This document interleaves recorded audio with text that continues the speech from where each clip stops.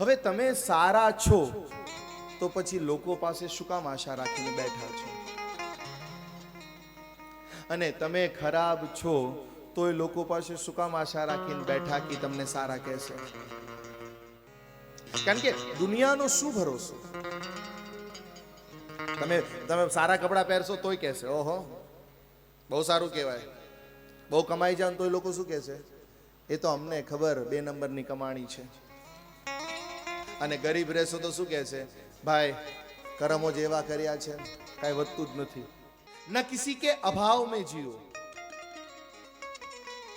न किसी के अभाव में जियो, न किसी के प्रभाव में जियो, न किसी के अभाव में जियो, न किसी के प्रभाव में जियो, जिंदगी अपनी है अपने स्वभाव में जियो. એટલે ભલા માણસ આપણી જિંદગી છે, આપણે નક્કી કરીએ કેમ જીવવી. થોડા રિમોટ કંટ્રોલ છીએ ના બસ. હા પણ પાછો એનો મતલબ એ નહીં હો કે મર્યાદા તોડવાનું કહેતો ના. આપણી મરજી. કોઈને જે ગમે જે રુચિ ગમે ખાય એને ગમે. અમુક લોકો રાત્રે ઊંઘમાંથી ઉઠીને ખાય તો એસિડિટી ન થાય અને અમુક લોકો સહેજ મરચું ખાય તોય 2 દિવસ એસિડિટી થાય. તો હવે આમાં બંને સાચા છે ને બંને ખોટા છે.